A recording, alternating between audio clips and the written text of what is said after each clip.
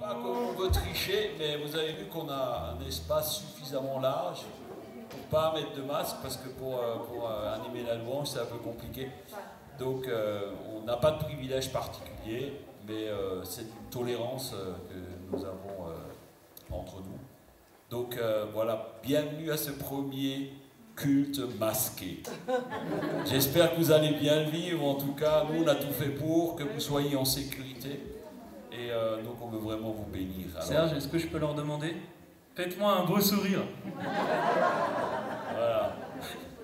Alors, on va démarrer par un chant et après Fabienne va vous donner quelques annonces courtes, consignes.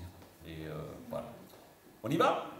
Avant de démarrer par un chant, on va démarrer par la parole. On va démarrer par un verset. Et alors c'est attendu, ceux qui étaient sur le Zoom savent le chant qu'on va prendre parce qu'on l'avait dit. Donc on va lire le psaume 133. D'accord. Voici, oh qu'il est agréable, qu'il est doux pour des frères, ça marche aussi pour les sœurs, de demeurer ensemble dans le respect de la distanciation sociale. C'est comme l'huile précieuse qui, répandue sur la tête, descend sur la barbe d'arbre, qui descend sur le masque de ses vêtements, sur le masque d'arbre.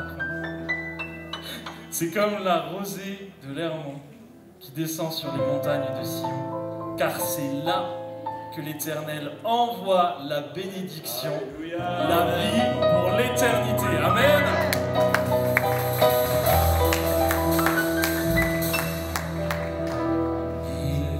Qu'il est doux pour des frères de demeurer ensemble dans l'unité de la prière par l'esprit qui rassemble. Ah, qu'il est doux de demeurer ensemble. Ah, qu'il est doux de demeurer ensemble.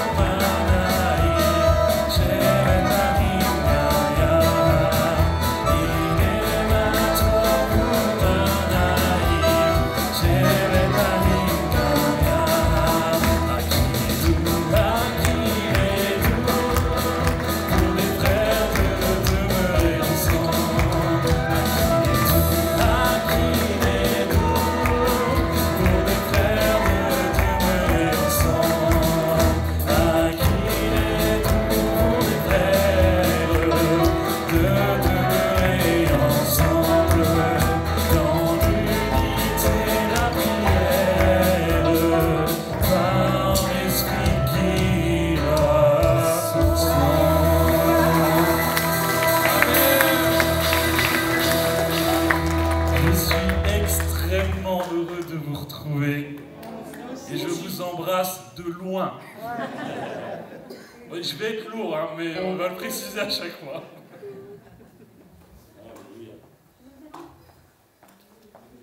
Oui, Fabien.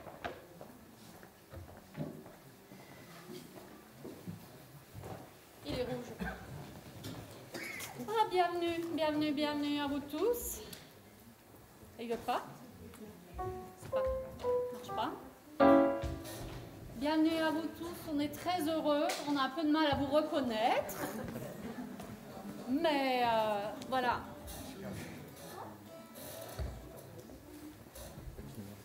Merci.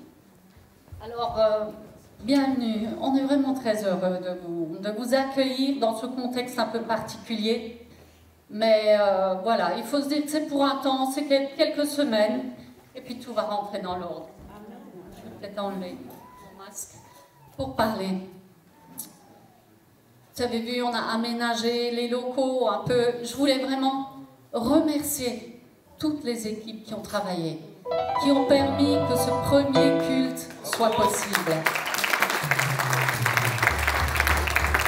Merci à tous ceux qui ont retroussé les manches, qui ont récuré, qui ont balayé, qui ont délimité, qui ont travaillé. Voilà, merci, merci. Même ceux qui ont travaillé tard cette nuit, très, très, très tard cette nuit. Merci, merci à tous. Vraiment, vous êtes super. Amen. Vous êtes super. Vous êtes distanciés les uns des autres, mais je sais qu'on est proches dans notre cœur, les uns des autres. Et c'est une grande émotion d'être là aujourd'hui. Vraiment. On vous aime. Vous nous avez manqué. C'était un temps difficile de ne pas se voir, mais quelque part avec ces réseaux sociaux, ces moyens qu'on a aujourd'hui, on se sentait proche de vous parce qu'on a pu, que ce soit en soirée ou même le dimanche, on ne vous voyait pas, mais on savait que vous étiez là. Et ça, merci pour la technique, quoi. C'est juste génial. Alors, vous m'avez posé la question vendredi soir si on allait continuer les réunions sur Zoom, les réunions de prière. Là aussi, je voulais vous féliciter pour tous ceux qui avaient persévéré. On avait commencé et quand on a décidé de mettre ces réunions de prière en place, on s'est dit, bon, c'est pour un peu de temps. Et finalement, ça a duré des semaines et des semaines et des semaines, avec toujours la même joie de se retrouver. Donc, nous allons encore continuer. Si vous êtes d'accord,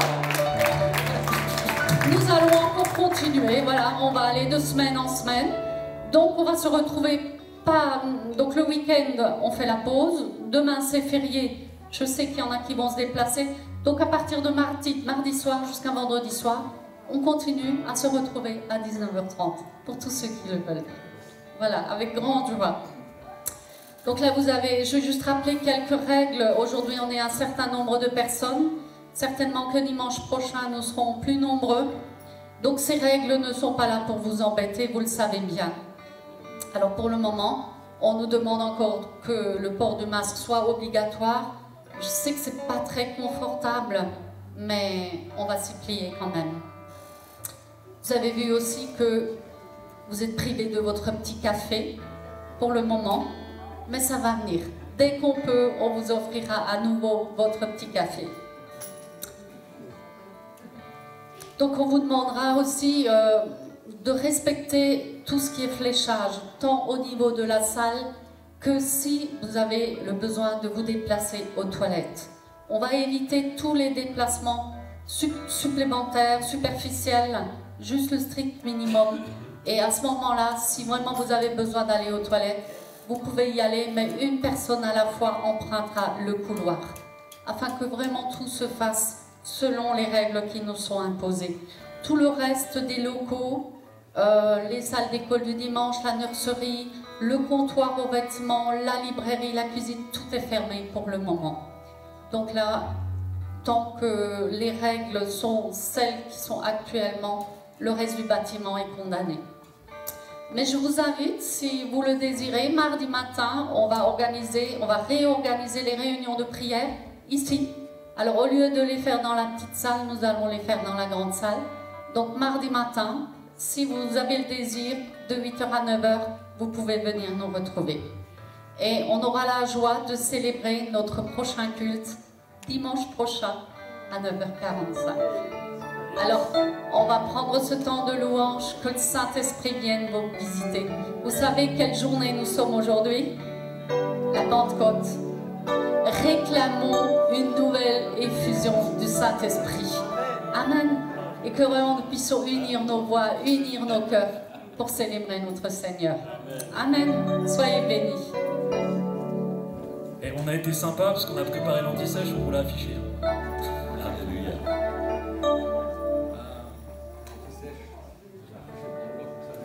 Du coup, ne tardons plus et venons adorer notre Seigneur. Amen.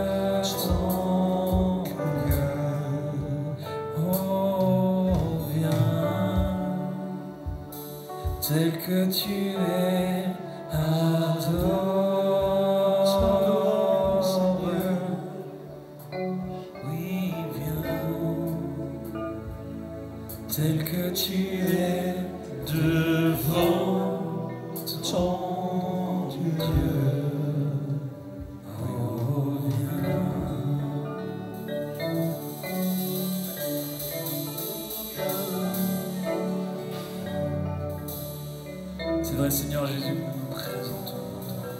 Seigneur, nous venons devant toi pour t'offrir notre louange, avec tout ce que nous sommes, avec ce que nous avons, avec effectivement toutes ces lois, et toute cette peur qui peut-être peut en découler. Mais Seigneur, on est là, on est devant toi. Et on est là parce qu'on veut t'offrir notre louange. Masque ou pas masque, notre cœur est pareil. Et on veut t'offrir notre louange, Seigneur. On est là pour t'honorer, on est là pour toi. On est là pour toi. Parce qu'on veut t'offrir un culte qui t'est agréable. Tout en étant respectueux de tout ce qui est demandé par notre nation, par notre pays. Mais Père, on est là pour toi ce matin. Pour toi, pour t'offrir nos chants, pour t'offrir notre obéissance. Parce que nous avons confiance en toi aussi. Et nous savons qu'au-delà de toute chose, tu as ta main sur nous, Seigneur. C'est pour ça que nous venons comme nous sommes, pour t'adorer, Jésus. Alléluia.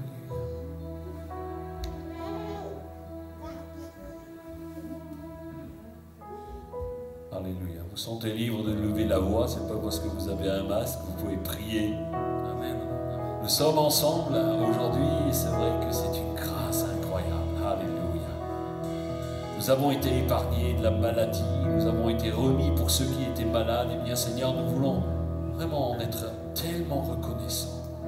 Nous sommes tellement reconnaissants. Alléluia.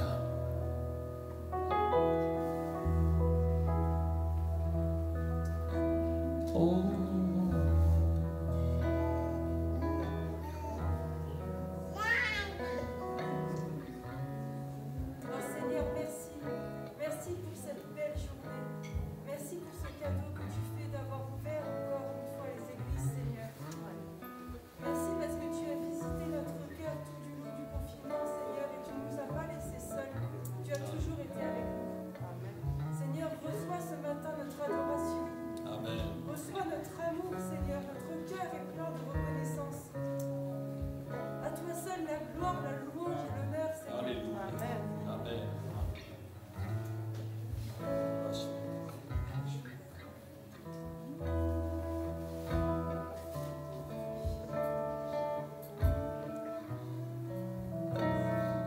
Merci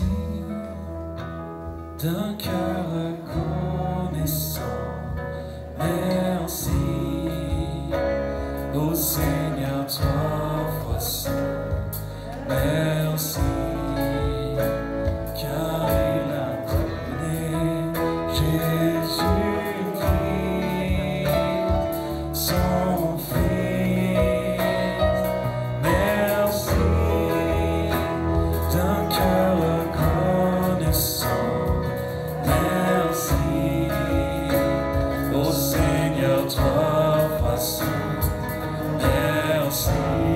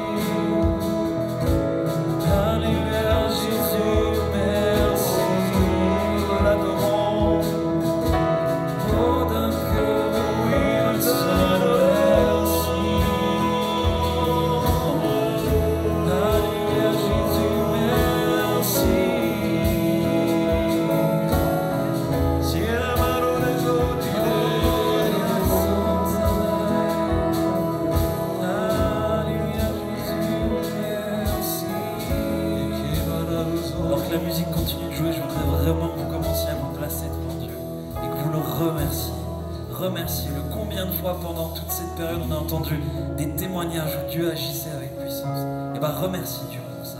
Que vraiment ensemble on commence à remercier Dieu. Merci Seigneur parce qu'on peut reprendre l'église. Merci Seigneur parce qu'on est là ce matin.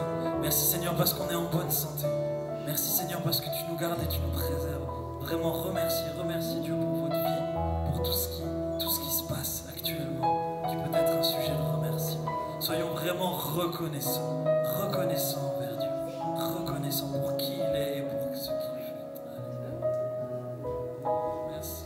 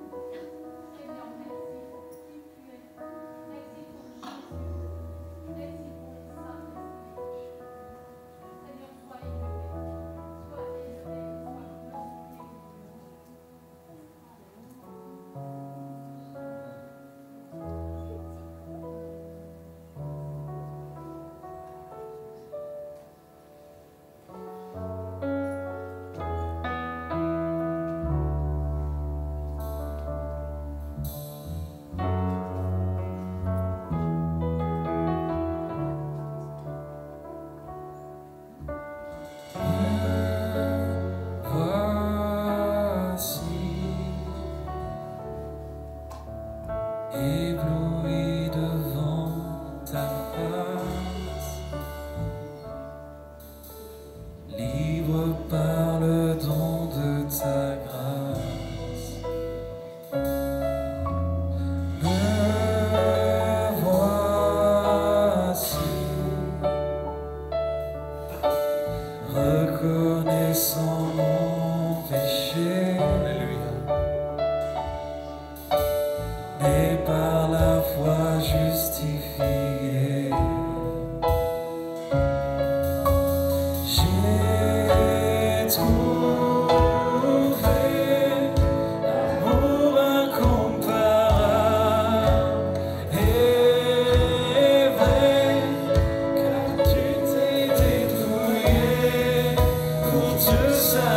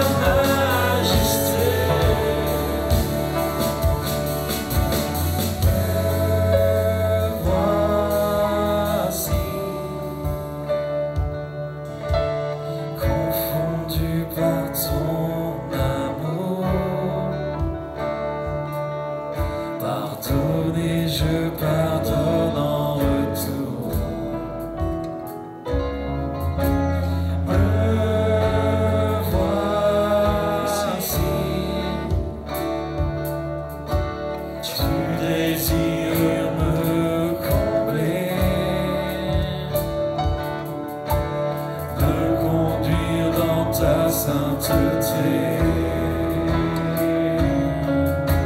J'ai trouvé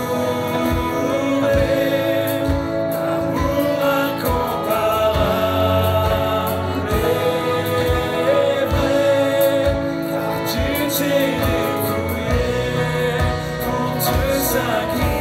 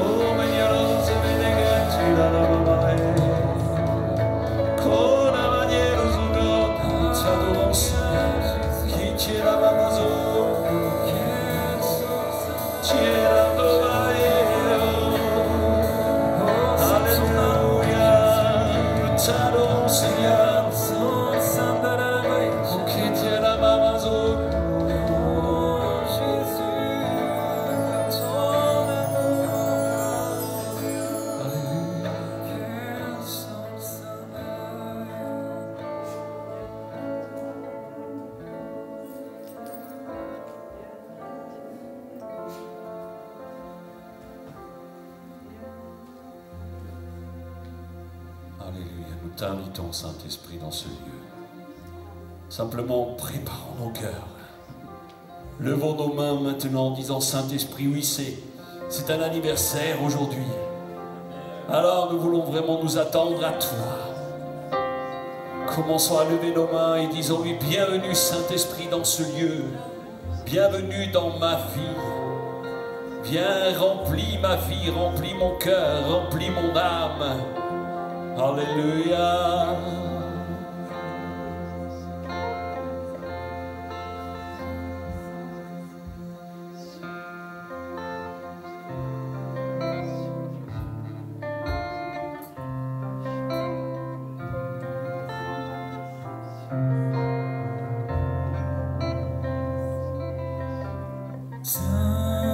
Saint-Esprit, nous t'invitons à régner sur cette journée. Nous voulons recevoir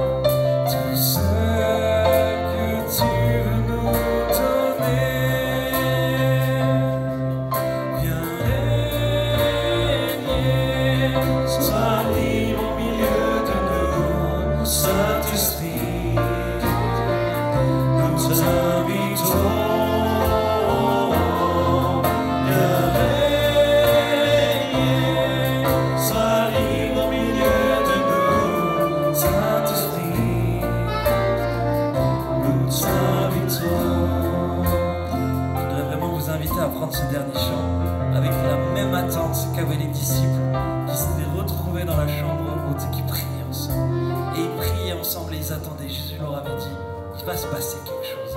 Et ils ont prié et ils ont attendu. Et il s'est passé quelque chose d'exceptionnel.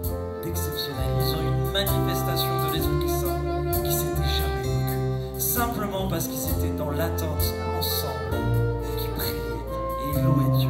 Alors plaçons-nous dans cette attente de prier et de louer Dieu ensemble. Et attendons-nous à ce que Dieu fasse quelque chose. Nous demandons à ce que le Saint-Esprit soit libre au milieu de nous. Nous invitons le Saint-Esprit à être libre, à venir régner sur cette journée, sur cet instant. Nous voulons recevoir ce que tu veux nous donner, ce que Dieu veut nous donner. Ce n'est pas nous qui choisissons, c'est Dieu qui nous donne ce qu'il décide. Alléluia. Saint-Esprit, nous t'invitons à régner sur cette journée.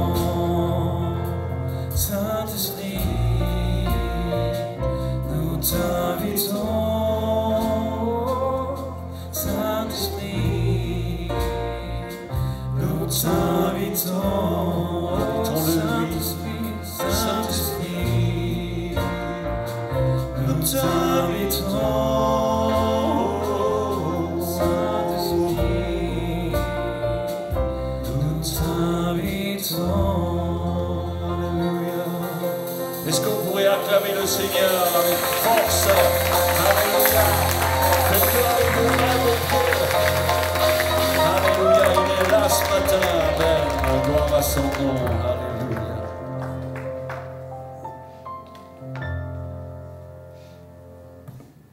Eh bien, je vous invite à prendre place. Merci les musiciens.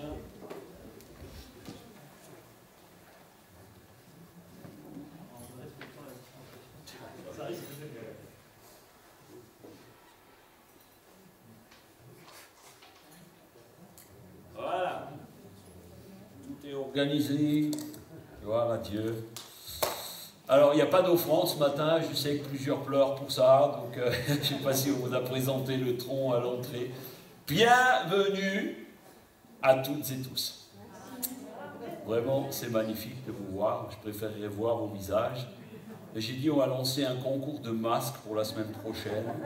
Celui qui aura dessiné la plus belle bouche, souriante, gagnera le premier prix. Alléluia. C'est vrai que c'est un moment incroyable pour nous. Presque surréaliste. On se disait tout à l'heure avec Jean, ça fait 3 mois qu'on ne s'est pas retrouvés ensemble. C'est juste incroyable. Il y a plusieurs qu'on a vus sur les Zooms, d'autres on s'est vus comme ça entre deux. Et puis, je veux encore personnellement, Fabienne nous a remercié pour ceux qui sont venus pour préparer tout, parce que c'était un gros boulot. Et puis surtout l'équipe. Est-ce qu'on pourrait juste applaudir l'équipe technique, parce que ils ont fait un travail incroyable. La semaine prochaine, on vous montrera un petit clip de montage. Christian, il a fait beaucoup de photos, des petites vidéos. Et moi, j'aime ça parce que c'est la convivialité, on va la vivre un peu autrement. Donc, si vous avez des petites vidéos, des petites photos, envoyez-nous-les à Fabienne ou quoi, et on va régulièrement vous mettre à l'honneur aussi ici parce que c'est un moment super. Non, moi je voulais remercier Fabienne et tout. Astrid, je t'ai pas reconnu. Non, mais parce que pendant ces 3 mois, elle a fait plusieurs fois des nouvelles et tout, et elle voulait remercier. Parce qu'il y a eu des moments donnés, pour nous, c'était dur, donc ça nous fait du bien. Merci Fabienne. Je vous l'ai traité de bon cœur. Alléluia. Non, c'est vrai que c'est un temps particulier, mais je crois qu'aussi le Seigneur est en train d'agir. Donc là, maintenant, on va continuer donc les messages sur Internet. Donc, alors, c'est aussi une nouveauté. Il y a des personnes qui ne sont pas de l'Église, qui nous regardent aussi régulièrement. Donc, c'est intéressant. On a été bousculé un petit peu par cette période, ça nous a permis de réfléchir, peut-être plusieurs aussi se sont posés, je sais que certains m'ont dit ça m'a fait du bien de me mettre un peu à l'écart, d'autres ont été très, très actifs, bon, nous on était vraiment très actifs, je peux vous le dire, ça n'a pas été facile. Nathalie, je sais que toi tu as galéré aussi dans ton établissement avec tout ce qui a lieu et prend place. Il faut prier pour toutes les entreprises aussi qui vont ouvrir. Et la semaine prochaine, c'est l'ouverture de un petit peu tout. Alors, ne pensez pas que le virus est complètement parti, parce que le problème, c'est qu'on est peut-être un peu dans la facilité. On ne vous a pas demandé de mettre les masques pour vous embêter, mais à l'extérieur, c'est vrai qu'ici, on pourrait maintenant tous enlever les masques, on a confiance les uns dans les autres, on n'est pas... on ne met pas les masques parce qu'on se méfie, mais on les met pour se protéger, parce qu'on aime les autres. Donc voilà, donc moi je peux me permettre, parce que je suis loin de vous, donc mais quand je descends, vous voyez, je l'ai préparé. Quand je descends dans la salle, je le mets. Par respect pour tout le monde. Voilà, alors, il fallait quand même que je prépare un message qui va vous booster. Et comme ils me l'ont dit, ils m'ont mis un pense-bête au cas où j'allais oublier que c'est la Pentecôte. Donc c'est vraiment extraordinaire. Est-ce que le PowerPoint est prêt? Oui. Ok, excellent. Merci Lily. Lily masquée. Alors, donc, j'ai relu le passage de la Pentecôte, et dans ce passage, il y a un endroit où il est dit « Il y eut un bruit ». Et moi, ce bruit, je l'aime. Moi, j'aime ce bruit de l'esprit, j'aime ça. Alors, c'est juste incroyable qu'on fête aujourd'hui cette Pentecôte, parce qu'en fait, c'est l'accomplissement d'une promesse extraordinaire du Seigneur qui est née il y a des milliers d'années maintenant. Et la récompense, c'est en fait, la Pentecôte, c'est la récompense et la résilience de plusieurs personnes qui étaient ensemble. Samy, tu l'as dit tout à l'heure, et on va l'aborder, le sujet. La récompense de l'obéissance de quelques croyants, quelques-uns, c'est pas beaucoup, 120, quelques-uns, et pour moi, sans doute, ils ont été taxés de complètement fada, de fous, ou de super spi. Alors, qu'est-ce qui s'est passé ce jour de Pentecôte de l'an 30? On pense que c'est l'an 30, hein, voilà. Donc moi, franchement, je payerais cher pour avoir vécu ça ou pour revivre ça. Alors, je vous ai mis un petit clip là. Est-ce que... Ok, ça marche. Non, je vais reculer. Hop. Voilà. On y va, il y a du son là.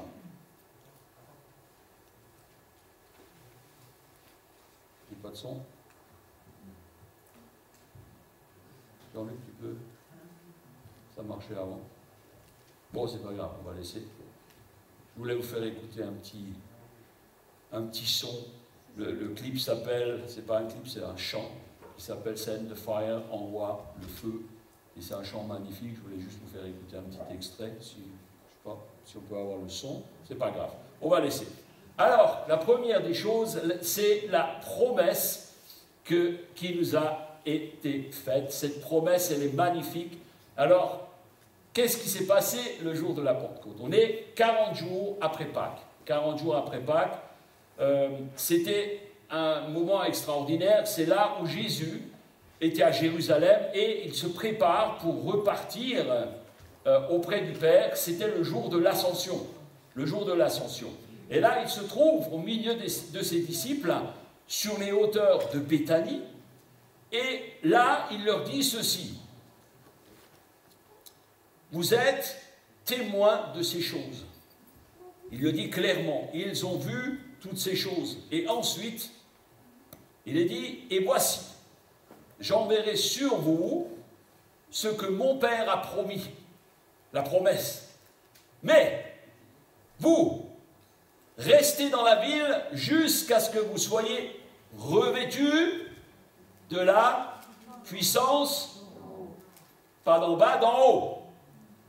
Et ils étaient continuellement dans le temple, louant et bénissant Dieu. Comme on l'a fait ce matin, louant et bénissant Dieu, tous les jours, ils étaient ensemble au temple.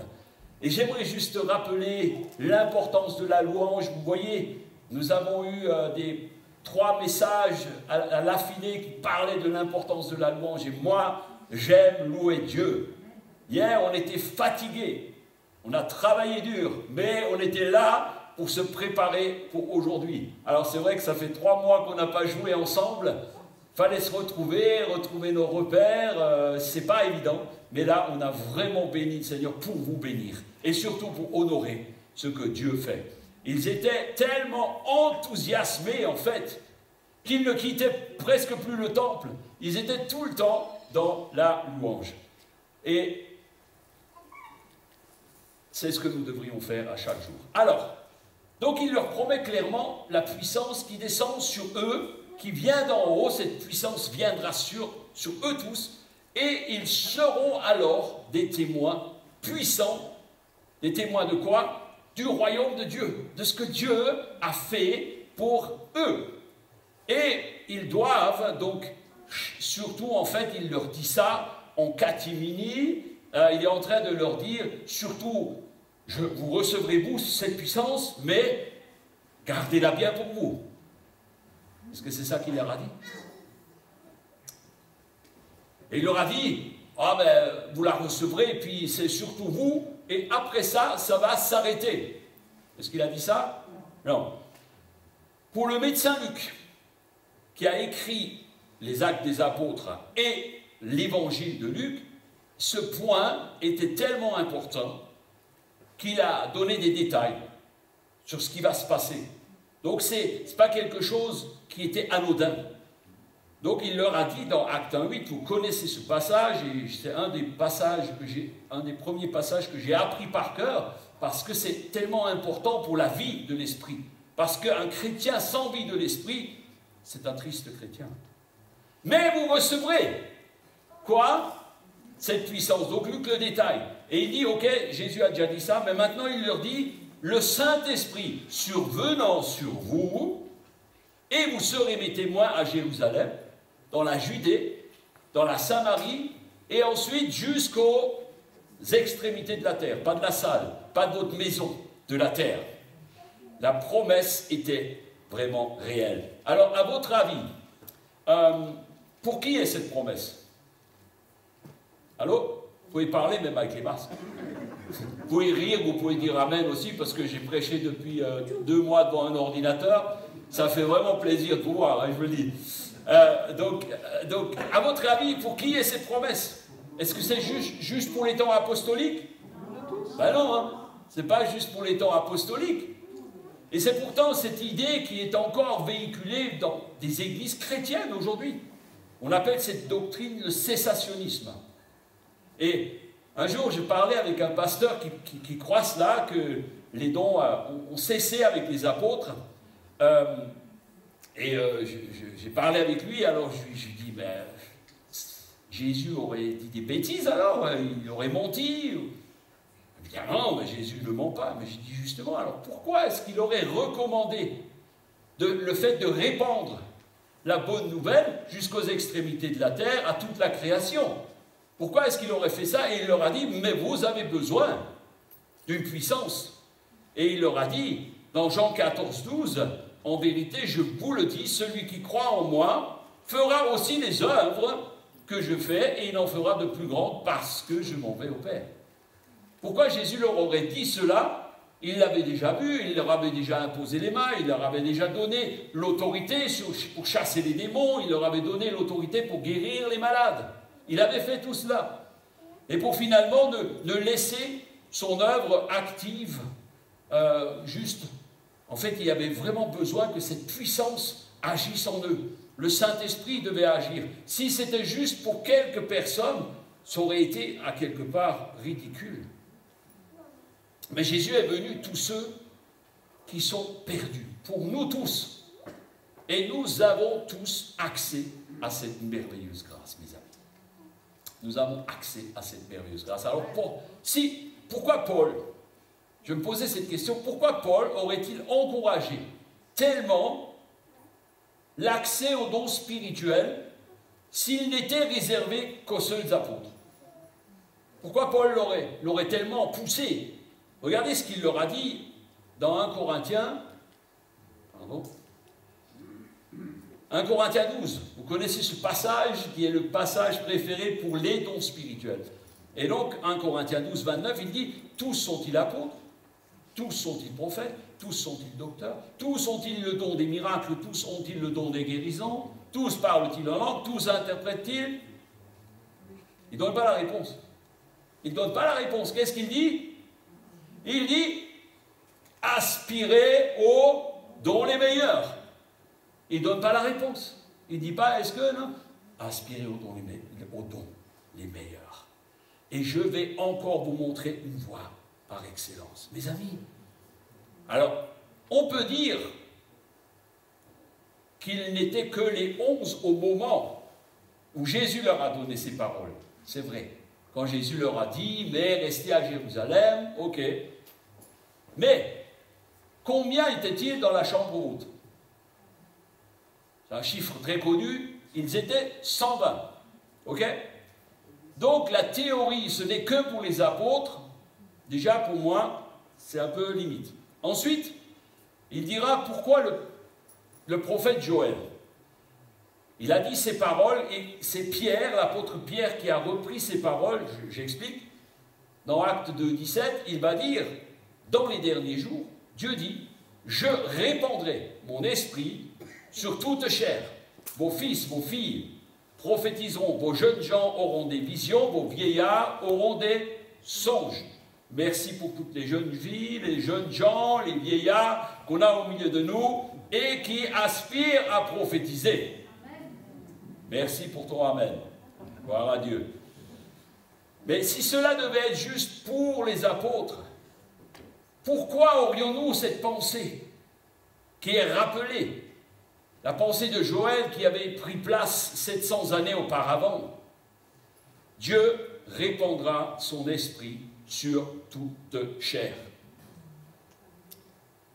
Et en plus, il dit dans les derniers jours. Moi, ce dernier jour m'a interpellé. Les derniers jours, qu'est-ce que nous comprenons par là? Les derniers jours, ce sont, en fait, pour moi, c'est les jours qui ont commencé avec l'avènement justement du Saint-Esprit. Et là, ce n'est pas les derniers jours de Jésus, c'est les derniers jours, justement le jour de la Pentecôte, commencent les derniers jours. Nous sommes dans les derniers jours, mes amis. Allô, vous me suivez toujours? Est-ce que ces jours sont terminés? Est-ce que ces jours sont terminés aujourd'hui? Non. Parce que sinon, nous, les prédicateurs, les pasteurs, on serait juste un peu les Stéphane Bern d'un christianisme fossilisé. Nous serions des historiens ou des archéologues de l'Écriture.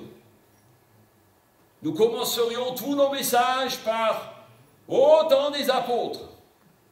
Autrefois, le Saint-Esprit était là, mais aujourd'hui, nous racontons sur lui. Un prédicateur, mes amis, n'est pas un raconteur d'histoire ou un analyste de texte. Eh bien, moi, je suis un annonceur de la bonne nouvelle pour vous tous aujourd'hui, que Jésus est Seigneur, que le Saint-Esprit est pour vous, et que vous pouvez être renouvelés à chaque jour par l'Esprit de Dieu. Même si vous avez des masques. Alléluia. Et dans ces temps de trouble, on a vraiment besoin de lui. Et c'est pour ça que le Saint-Esprit est venu, pour chacun de nous, afin que nous sachions que tout est possible à celui qui croit. Alléluia. Toutes choses sont possibles. J'aime ce chant. Toutes choses sont possibles. Vous vous rappelez de ce chant? toutes choses sont possibles. On l'a chanté plusieurs fois parce que nous croyons que avec le Saint-Esprit, nous avons vraiment reçu cette puissance. Alors, revenons à Jérusalem. Donc Jésus est monté au ciel et les disciples, comme ils sont obéissants, ils écoutent, ils attendent la promesse. Et le détail que Jésus leur donne est important. Il leur donne un détail, il leur dit, restez tous ensemble. Restez tous ensemble, c'est-à-dire unis. Il voulait qu'ils soient ensemble pour prier, il voulait qu'ils soient ensemble pour louer, pour adorer, comme on l'a fait ce matin. Mais est-ce que nous attendons à chaque jour que le Saint-Esprit vienne sur nous? Ils étaient là, dans cette chambre haute. Premier jour, 2 jours, 3 jours, 10 jours, c'est long d'être tous ensemble pendant 10 jours. Et je peux vous assurer qu'ils n'avaient pas une salle qui était aussi grande que ça. Imaginez que nous restions ensemble pendant 10 jours. Pas 2 heures, 10 jours. Avec les mesures de distanciation. Mais eux, ils ont obéi à ce que Jésus leur a dit parce qu'ils croyaient que sa parole était 100% fiable. Le jour de la Pentecôte, est-ce qu'on a du son maintenant, Jean-Luc? C'est bon? Le jour de la Pentecôte, voyons ce qui s'est passé. Acte 2, verset 1er. Ils étaient tous ensemble. Et je me réjouis parce qu'ils ont obéi. Ils ont obéi, ils étaient ensemble dans le même lieu. Tout d'un coup vient du ciel, comme un bruit, celui d'un vent impétueux. Un vent impétueux. Là, il ne marche plus. Alors, il vient du ciel un bruit. Et c'est un vent qui fait, alors ça fait beaucoup de bruit, vous deviez avoir du bruit là, j'avais fait un bruit de vent. Donc je me suis pris un vent, je ne sais pas si vous avez vu, donc du coup ça change un petit peu. Donc du coup, la maison était remplie d'un vent incroyable. Et toute cette maison où ils étaient assis, eh bien il y a quelque chose qui s'est produit. Donc ensuite, on va remettre la vidéo, ok? On est là. Qu'est-ce qui se passe là? Des langues de feu, ok? Semblables à des langues de feu, ok? Non. Je n'ai pas de bruit, tant pis. On va revenir en arrière. Donc il y avait des langues, voilà, on avait des langues de feu. Il y avait toutes sortes de choses, regardez, comme des langues de feu qui étaient sur la tête de chacun. C'était séparés les unes des autres et ils se posèrent comme sur les têtes de chacun. Donc tous étaient remplis et se mirent à parler en d'autres langues. Et en fait, lorsqu'ils étaient remplis du Saint-Esprit, il y a quelque chose à l'intérieur qui est monté d'eux, qui est sorti de leur bouche. Et moi, je le dis à chaque fois, ce dont l'Esprit nous remplit, le cœur déborde. Et la bouche le déclare. Alléluia. Nous voulons vraiment voir cette gloire se manifester. Amen. Donc, nous sommes le jour de la promesse qui est accomplie et le Saint-Esprit se répand. Alors, je crois qu'on a vraiment du mal à imaginer ce qui s'est passé ce jour-là. Est-ce que c'est le début d'un nouveau mouvement religieux? Le pentecôtisme. De juifs qu'ils étaient, tout d'un coup, ils deviennent pentecôtistes. Est-ce que c'était ça? Non. C'était individuel. Ils étaient remplis de feu de l'esprit. Et moi, je m'aperçois que tout le monde aime bien poser des étiquettes sur les gens. On aime bien mettre les tiroirs, on aime bien savoir, lui, il est un tel, il fait tel boulot. On aime mettre des étiquettes sur les gens. Mais au final, la plupart ne savent même pas quand ils parlent de nous, ne savent même pas de quoi ils parlent. Et on l'a encore vu ces derniers temps, certains journalistes ne font pas la différence entre évangéliste et évangélique. Quand je le vois, ça m'irrite un petit peu, je vous assure. Parce qu'on parle de finalement ce qu'on ne connaît pas. Et ensuite, il y a des tas de gens encore qui font des commentaires sur les réseaux sociaux qui ne font qu'aggraver le truc. Alors, croyez-vous que la volonté de Dieu ou de Jésus était de créer un nouveau mouvement religieux? Il a dit non. Il a dit, je ne suis pas venu pour apporter une nouvelle religion, même pas le pentecôtisme. Croyez-vous qu'il voulait que certains disciples soient des pentecôtistes, les autres des baptistes, les autres des darbistes, les autres des trappistes, les autres des journalistes, ou alors tout ce qui se termine en iste ou en isme? Non, Jésus a déclaré haut et fort qu'il n'était pas venu pour créer une nouvelle religion et que nous devrions nous aimer les uns les autres comme il nous a aimés, sans aucune étiquette. Et lorsque la promesse de Christ, en fait, cette promesse n'a fait aucune différence. Et il a dit, Jésus ne leur a pas dit pour certains, il a dit, vous recevrez, vous recevrez. Il n'a pas dit certains recevront, d'autres non. Il n'avait pas dit ça, il voulait que tous le reçoivent. Et c'est avant tout pour moi une question de foi et une question de soif, une question de désir profond de ce que Dieu veut faire dans votre vie, le désir profond de vivre cette vie spirituelle intensément et croire que tout est possible. Vous savez, c'est une décision. C'est une décision que tu dois prendre. Ce n'est pas moi qui la prends. Pour toi, c'est une décision que tu dois prendre. Vouloir vivre la vie de l'esprit, c'est une réalité et c'est une décision. Personne ne peut le faire à ta place. Il n'y a pas de forcing possible là. Ce qui me permet de dire cela, eh bien c'est une déduction. Parce que lorsque Jésus prêchait la bonne nouvelle, il est dit que des foules le suivaient. Des foules le suivaient. Pourquoi? On voulait voir ce qu'il fait. On voulait voir comment il va guérir quelqu'un, comment il va toucher un lépreux, comment il va faire pour chasser les démons. Quelque chose se passait. C'était le spectacle du village. Quand Jésus arrivait, waouh, il se passait quelque chose. Et le jour, donc, ils étaient des foules quand Jésus faisait des miracles. Le jour de l'arrestation, ils sont tous partis. À la croix, il n'y en avait pas beaucoup. Et Paul rappelle, écoutez bien, qu'après la résurrection, nous sommes là, hein, entre l'ascension et la Pentecôte, c'est après la résurrection. Il est dit dans 1 Corinthiens 15, verset 6, « Il est apparu à plus de 500 frères à la fois, dont la plupart sont encore vivants et dont quelques-uns sont morts. » Alors, ces frères, est-ce que vous croyez qu'ils ont entendu parler comme les disciples? Restez à Jérusalem, vous allez recevoir une puissance. Moi, je suis certain qu'ils étaient au courant de ce que les apôtres leur ont dit. Venez, on est ensemble au temple, on va se réunir. Alors, si vous faites le compte, c'est extraordinaire, là, on a entendu plus de 500.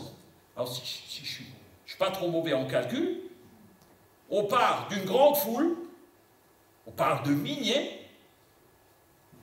à très peu.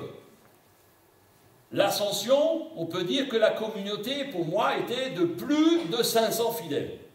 Plus de 500. Ensuite, qu'est-ce qui se passe? Jésus leur demande de rester là. C'est ce qu'ils font. Ils sont à Jérusalem, ils attendent le Consolateur, l'Esprit promis, l'Esprit de puissance qui leur permettra de faire des œuvres plus grandes, comme il leur a promis. Ils sont au temple, comme on l'a vu, louant Dieu, tous ensemble, alléluia, c'est magnifique, on est ensemble, ouais, ah qu'il est doux pour des frères, avec zèle et ferveur. 10 jours plus tard, nous sommes ensemble dans une chambre haute à Jérusalem, que nous avons visitée. Quand on était en Israël, on a eu le privilège de la voir, cette chambre haute, enfin, c'est celle qu'ils prétendent que c'est la chambre haute. Combien était-il? 120. Est-ce que c'était un problème de place qu'il n'était que 120? Je ne pense pas. Parce qu'après que le Saint-Esprit est descendu sur eux, il paraît qu'il y avait 3000 dans la rue où Pierre a prêché, donc ce n'était pas le problème. Alors combien a-t-on perdu depuis l'ascension? 380, 400, 500, je ne sais pas le chiffre exact, mais en tout cas on en a perdu pas mal, hein, ça c'est sûr. Combien en a-t-on perdu depuis les miracles? Toute une ribambelle. Pourquoi? Ben, peut-être parce que c'était le week-end de l'Ascension. Ils n'étaient pas rentrés le week-end de l'Ascension. Ou alors parce que c'était justement le week-end de la Pentecôte. Le week-end de la Pentecôte, mais ça me rappelle quelque chose. Mais attendez, riez pas, vous amis, je vais vous expliquer un truc là. Un peu d'histoire. La Pentecôte, c'est quoi? La Pentecôte, est-ce que c'est une fête chrétienne à la base? Non. C'est une fête juive à la base. Qu'est-ce que ça veut dire? Ça veut dire souvent on pense à tort, les gens pensent à tort que c'est une fête chrétienne. Mais elle existait dans l'Ancien Testament déjà. Et en fait, Pentecôte vient de Penta, 50 jours, écoulés depuis le temps où on offrait l'orge, les gerbes d'orge, il y avait, c'était le commencement de la Pâque, et en fait c'était le 50e jour après la Pâque. Donc puisque le temps est écoulé, après ils ont compté 7 semaines. Alors on parle aussi de la fête des semaines, peut-être vous avez appris ça, sinon je vous l'apprends, vous le découvrez dans Deutéronome. Relisez le Deutéronome, c'est un bon livre.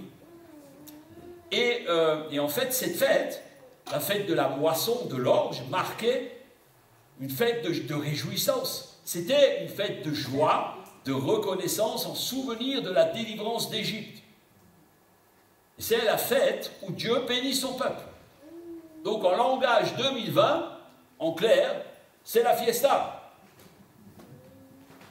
Manger, boire, danser, chanter, ah qu'il est doux pour des frères. Alléluia! C'était la fête. Alors je me suis dit que peut-être parmi les 500, de plus, il y en avait pas mal qui ont commencé avec eux, qui étaient là, entre l'Ascension et la Pentecôte, ils étaient là. Et peut-être certains ne sont pas restés pour 10 jours. Allez, c'est l'Ascension, jeudi de l'Ascension, vendredi, samedi, là, on perd déjà plusieurs, les plus religieux, sans doute parce que c'est le Shabbat, donc préparer Shabbat, vendredi soir, on les perd. Peut-être certains reviennent lundi. On a soif, on veut boire. N'oubliez pas que c'est des Juifs. Hein. Ensuite, lundi, mardi, ils sont là, Saint-Esprit, Saint-Esprit, quand est-ce que tu viens? Quand est-ce que tu viens? Ça fait déjà 6 jours, 7 jours qu'on est là, on attend. Au fur et à mesure des jours, l'assemblée commence à s'éclaircir. Ah là, je ne peux pas venir parce que faut que j'aille faire manger mon bœuf. Là, je ne peux pas venir parce que j'ai mon champ à retour. Ok, toutes sortes d'excuses. Et le Saint-Esprit, en fait, ne vient pas encore. Et le nouveau week-end approche. Le week-end de la Pentecôte. Le week-end de la fiesta. Alors imaginez, c'est bon, ça rentre là, vous commencez à comprendre le truc. Ce fameux week-end de Pentecôte, le vendredi soir, Shabbat, allez, nous, il faut qu'on aille préparer le repas, et là, c'est la Pentecôte, c'est le gros repas, et sans doute là, c'est à ce moment-là que la plupart ont préféré partir faire la fiesta, manger, boire, que rester avec ceux qui sont restés avec les 120, à genoux, en prière, sûrement avec peu de confort. C'était bien mieux d'aller faire la fête, n'est-ce pas? Mais, que s'est-il passé? Peut-être il se disait, comme beaucoup de chrétiens malheureusement aujourd'hui, oh, on a le temps. Il n'est pas venu depuis 9 jours, 8 jours. Il attendra encore qu'on soit revenu. Comme beaucoup pensent aussi. Mais Jésus, ça fait 2000 ans qu'on attend son retour. Mais l'obéissance, la bénédiction, la résilience, la persévérance ont un prix. Et est-ce que nous sommes toujours prêts à le payer? Je pose une question. Allez, c'est journée de culte aujourd'hui. Alléluia. Le soleil brille. Belle journée ce matin. Pique-nique est prêt. Belle balade. La moto. Ah, un bon barbecue entre amis, une bonne bouteille. Ouais, puis on n'est pas un jour près. Hein. On se retrouvera la semaine prochaine. Sauf que le Saint-Esprit vient quand il veut, comme il veut, où il veut. Et il est dit ici dans 1 Thessaloniciens, chapitre 5, verset 2, « Car vous savez bien, vous-même, que le jour du Seigneur viendra comment? Comme un voleur dans la nuit. » Waouh!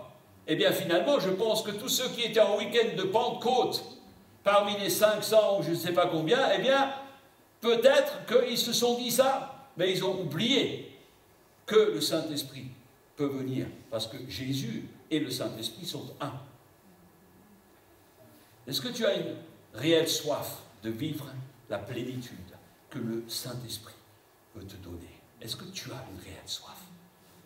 Mes amis, vous qui nous regardez sur Internet aussi, est-ce que vous avez cette soif de vivre une réelle vie avec l'Esprit?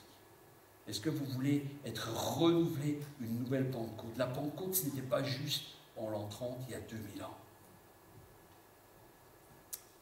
Pour vivre cette Pentecôte, il faut y aspirer. Aspirons donc des meilleurs. Et aujourd'hui, il est là. Le Saint-Esprit est déjà venu. Mais est-ce que tu as soif d'être rempli? Rempli, il est dit, jusqu'à déborder. De ma bouche sortiront comme des fleuves d'eau vive. Ou est-ce que tu préfères partir en week-end parce que c'est la tradition? Quel est ton choix? Que s'est-il passé donc dans cette chambre haute à la Pentecôte? On a vu qu'il y a eu un bruit. Il y a eu un bruit. Le Saint-Esprit est survenu avec un souffle, comme un vent impétueux qui remplit la maison. Un grand bruit. Un grand bruit. Quand le Saint-Esprit entre, mes amis, dans une vie, ça fait du bruit. Tiens, ça rime, je n'avais pas remarqué. Quand le Saint-Esprit entre dans une vie, ça fait du... Quand il est entré dans ma vie, ça fait du bruit, je peux vous l'assurer. Alors, ça fait du bruit au-dedans, ça fait du bruit aussi parfois à l'extérieur, et ce fut le cas ici. Comme des lampes de feu, quand le vent était passé, tout d'un coup des lampes de feu descendent.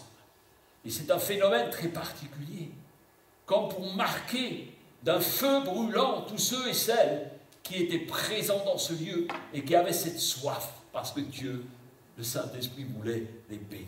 Et ils ont reçu comme un baptême de l'Esprit, et la puissance du Saint-Esprit qui s'est manifestée. À ce moment-là, c'était le feu. Il y avait le souffle. Il y a aussi l'huile. Le Saint-Esprit est représenté par toutes sortes de choses. Il y a le feu, tantôt c'est violent, tantôt il y a la douceur. Lorsque Jésus a été baptisé, il a été revêtu du Saint-Esprit sous forme d'une colombe qui est descendue du ciel. La puissance du Saint-Esprit ne peut pas se mettre en boîte, ni se mettre en morceaux.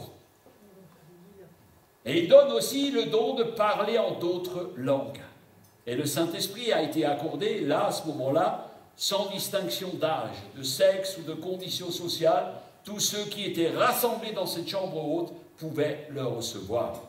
Et à partir de là, il a été promis que ce baptême de l'Esprit puisse être donné à tout témoin de Christ, d'une manière ou d'une autre, par l'imposition des mains. Vous pouvez le recevoir dans votre baignoire, vous pouvez le recevoir ici, vous pouvez le recevoir à genoux dans votre chambre, peu importe. Il se manifeste aujourd'hui parce qu'il est déjà venu. Est-ce que vous vous rendez compte de la nouveauté que c'était pour ces gens-là. Ils l'attendaient depuis des mois et des mois, des années, des siècles. Et là, il arrive. Joël, c'était 700 ans avant. Ils ont attendu 700 ans. Je ne vais pas vous faire attendre 700 ans. Enfin, j'espère pas que vous soyez renouvelés. C'est juste, c'est là, il faut le prendre. Alléluia. Ils connaissaient les prophètes qui étaient guidés par le Saint-Esprit. Ils connaissaient Jésus. Mais tout d'un coup, c'est eux. C'est nous, c'est vous qui sont remplis par cette puissance. Le don de recevoir des guérisons, des paroles de connaissance, parler en langue. Ils ont reçu cette puissance pour être des témoins. Et c'est pour ça que nous sommes là, mes amis. Sans ces témoins, sans cette puissance, je crois que nous ne serions même pas ici ce matin. Jésus a dit qu'il fallait de la puissance pour aller. Il faut la puissance de l'Esprit pour être témoin. Et aujourd'hui, et depuis très longtemps, c'est vrai que certaines églises historiques, ils ont des bâtiments, ils ont des moyens, ils ont de la culture, de la notoriété, mais peu de puissance, comme il est dit dans l'Apocalypse. Lorsque nous laissons de côté cette présence de l'Esprit, lorsque nous le mettons de côté, alors nous devons nous battre avec nos propres forces. Et ça, ce n'est pas très bon. Alors je comprends que certains ont peur. Qu'est-ce que c'est, le parler en langue? Qu'est-ce que c'est? Je vais recevoir des langues qui me brûlent la tête. Je vais devoir mettre une perruque. Qu'est-ce que c'est que ça? Le vent qui souffle fort dans une maison, tout d'un coup, il y a tout qui risque de s'envoler, les plaques du plafond et tout ça. Ça fait des ordres, et ça a fait des ordres. Lorsqu'ils ont été baptisés du Saint-Esprit, certains ont dit, il est 9 h du matin, quoi, ils sont ivres, ils ont trop bu, c'est quoi ce truc? Mais lorsqu'on met le Saint-Esprit dans une boîte, et que l'on oublie la puissance de Pentecôte, il ne reste que la tradition, et il ne reste pas la puissance. Mes amis, je dis cela, je ne juge personne. Moi, mon but en tant que prédicateur de plein évangile, est d'aider chacun à garder ou à chercher de vivre cette flamme de la Pentecôte tout à nouveau. Si j'ai intitulé mon message « Une Pentecôte renouvelée », il y a un bruit dans nos vies qui va changer littéralement notre façon de fonctionner. Et j'aimerais vous dire que votre zèle ne se tarisse jamais. Soyez bouillants pour le Seigneur, parce que c'est le Saint-Esprit, par Jésus, qui a rendu possible cette puissance, qui a rendu possible que nous puissions prier pour les malades, que les malades soient guéris, que des hommes et des femmes trouvent la foi pour répandre l'Évangile. L'Évangile, ce n'est pas un truc, c'est une bonne nouvelle. C'est une puissance qui attire à Dieu. C'est la flamme qui allume le feu. Et le feu de l'Esprit, c'est ce qu'eux, ils ont vécu. Et ce que nous voulons vivre. Et ce que nous avons vécu. Vous savez, quand on sort d'une grande convention pentecôtiste, qui a déjà vécu ça? Moi, je l'ai vécu à plusieurs fois. Une grande convention pentecôtiste. C'est quelque chose. C'est quelque chose, mes amis. Où il y a un feu. Et lorsque on est quelque part où il y a le feu, tu ressors avec le... Alléluia! Tu es quelque part où il y a le feu, tu ressors avec le feu. Moi, je ne veux pas envoyer des seaux d'eau sur vous. Je préfère envoyer du feu sur vous parce que vous allez avoir toute la semaine pour vous refroidir. Même dans une bonne réunion, comme on peut vivre au milieu de nous, le Saint-Esprit peut envoyer son feu. Il peut faire bouillonner ton cœur. Alors, j'en viens à la conclusion, et si les musiciens peuvent se préparer. La première fois que j'ai vécu cette Pentecôte, c'était il y a très longtemps. C'était à Vichy. Je me souviendrai toute ma vie. C'était une grande convention d'hommes. Nous étions plus de 1000. Et il y avait une onction incroyable. Il y avait un feu. Ces hommes ont mis ce temps à part. Tout un week-end. D'ailleurs, c'était un week-end d'ascension, pas de Pentecôte. Nous étions vraiment sous l'onction. J'ai vécu guérisons, j'ai vécu des choses, je vous en parlerai une autre fois. Et j'ai été baptisé du feu de l'Esprit à ce moment-là. Pourquoi est-ce que c'est venu sur moi à ce moment-là? Pourquoi est-ce que c'est venu sur moi à ce moment-là? De cette manière. Alors, qu'est-ce qui s'est passé? Il y avait un moment de louange, il y avait un bon moment d'onction, et j'étais là avec cette soif. Je crois que j'étais déjà parti pour vivre une dimension au-delà de ce que je connaissais. J'avais entendu parler, il parlait en langue, j'avais entendu parler qu'on pouvait avoir des guérisons, j'avais entendu parler de toutes sortes de choses. Et j'avais cette soif. Et à un moment donné, il y avait un temps de prière, où l'onction de Dieu était palpable. C'était fort. Il y avait une réalité pour nous, que quelque chose allait se produire. Je ne sais pas comment ni quoi. Le vent n'a pas soufflé dans le lieu. Les murs n'ont pas tremblé. Je n'ai pas vu de flammes, de langues, de feu sur les têtes des gens. Mais je me suis approché en toute humilité.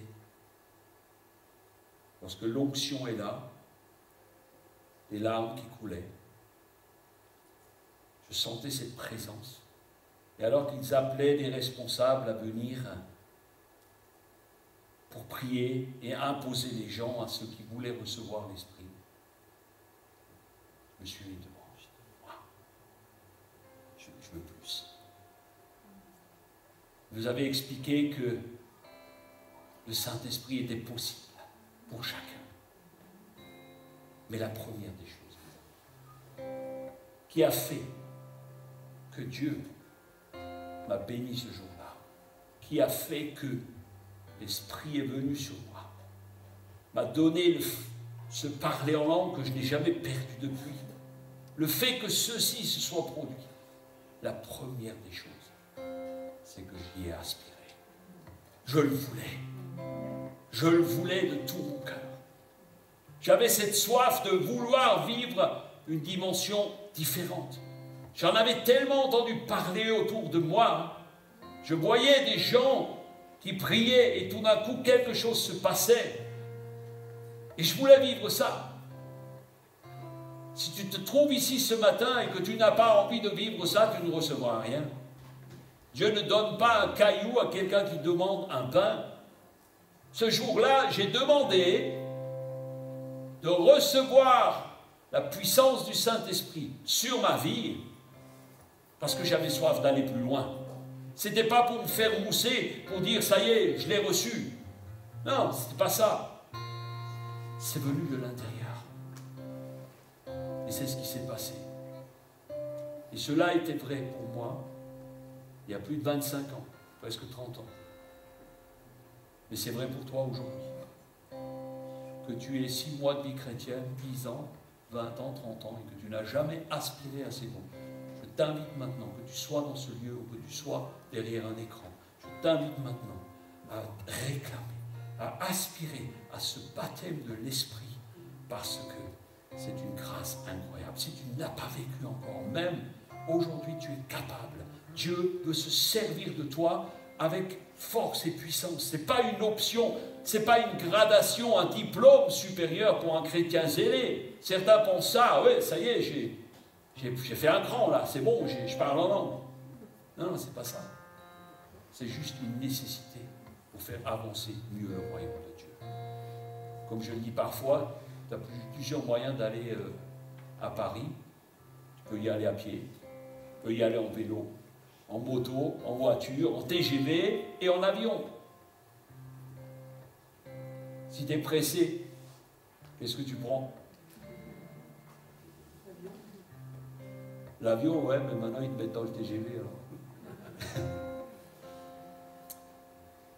Dans Hébreux 2,4, il est dit: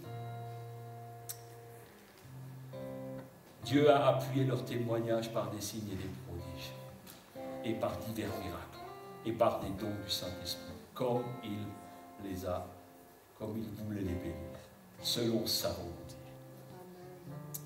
Alors, d'où vient ce bruit? D'où vient ce bruit, mes amis? D'où vient ce bruit? On va se lever. D'où vient ce bruit? Certains vont dire, oh, c'est un truc qui vient des Américains. D'autres vont dire, ah, ça c'est pour les Africains.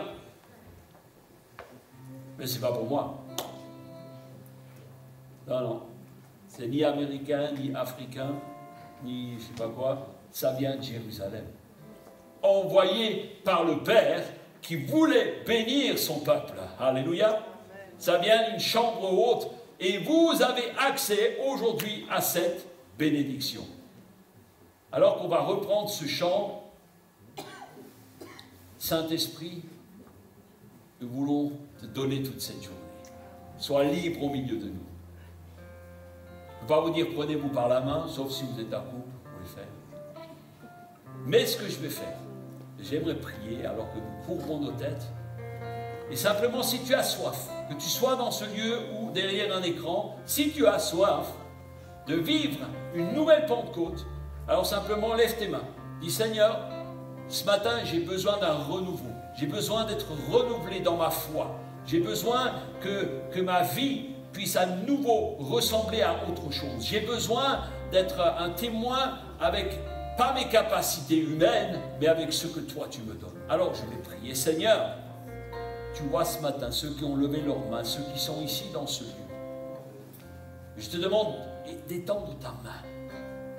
Cher Saint-Esprit, tu as choisi de descendre sur ces 120 fidèles qui étaient restés pendant 10 jours ensemble, louant Dieu, honorant Dieu, croyant à cette promesse extraordinaire que tu vas venir. Alors ce matin encore, je sais que tu es venu au milieu de nous. Renouvelle notre soif, renouvelle notre foi. Nous voulons vivre, Seigneur, cette dimension de feu de l'Esprit renouvelée, pas une seule fois, pas une Pentecôte dans ma vie, pas une fois parler en langue, mais aujourd'hui je veux déclarer, Saint-Esprit, j'ai besoin de toi. J'ai besoin de toi. Viens régner dans ma vie. Sois libre au milieu de nous. Commençons à le déclarer ensemble. Le monde au voit. Oui, Saint-Esprit, viens. Et on va lancer le chant. Saint-Esprit, viens. Règne et sois libre au milieu de nous. Sois libre au milieu de nous. Alléluia. Alléluia. Il y a une personne là, au milieu de nous. Tu es dans ce lieu. Et le Saint-Esprit me montre que tu as toujours regardé cette dimension avec un œil dubitatif, te demandant est-ce que ce n'est pas que pour les autres, ou ce n'est pas pour certaines personnes, ou peut-être certains font-ils semblant. Eh bien ce matin tu as été interpellé par un point, et le Seigneur veut vraiment te bénir, et le Saint-Esprit vient sur toi.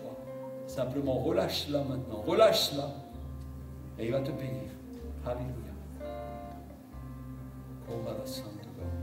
Il y a une autre personne, vous aspireriez tellement à recevoir des paroles de connaissance.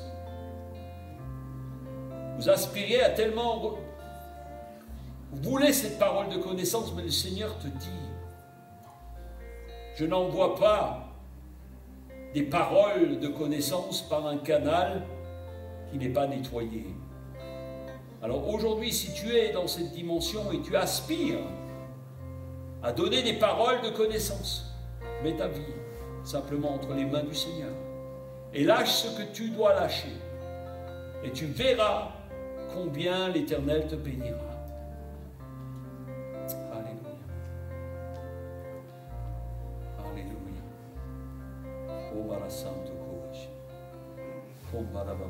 Bien Saint-Esprit. Bien régner. Alléluia. Chantons ensemble ce chant. Merveilleux chant.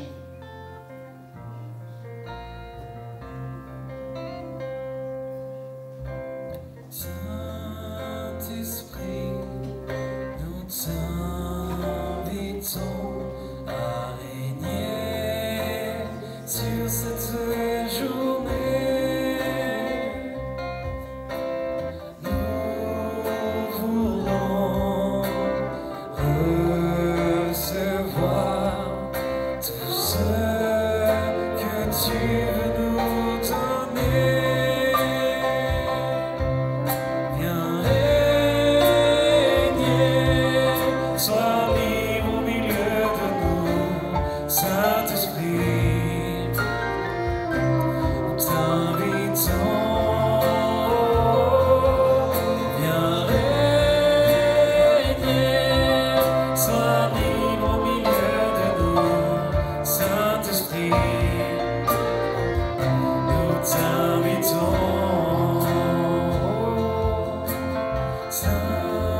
Saint-Esprit, nous t'invitons à régner sur cette journée. Nous voulons recevoir tout ce Reçois maintenant, reçois. que tu veux nous donner. Viens régner, sois libre au milieu de nous, Saint-Esprit. Nous t'invitons. Viens régner, sois libre au milieu de nous, Saint-Esprit. Nous t'invitons. Viens régner, sois libre au milieu de nous, Saint-Esprit. Nous t'invitons. Viens régner, sois libre au milieu de nous, Saint-Esprit. Nous t'invitons, Saint-Esprit. Nous t'invitons. Oui, alors, Saint-Esprit, nous t'avons invité. Puissions-nous maintenant rentrer chez nous avec une dimension différente, une vision différente, en disant non, je ne veux pas faire partie de ces 400 ou je ne sais pas combien qui ont entendu, qui se sont engagés, qui ont attendu et qui finalement sont repartis. Eh bien, recevez maintenant toute cette bénédiction d'en haut. Que le feu de l'Esprit vous renouvelle. Toi qui as été baptisé déjà, qu'il y ait un renouveau dans ta vie. Et toi qui aspires fermement, que le Saint-Esprit te remplisse jusqu'à ce que tu puisses déborder de plus de joie, plus d'amour, plus de grâce, plus de paix, que ton esprit, Saint-Esprit, tombe sur chacun. Amen. Amen. Amen.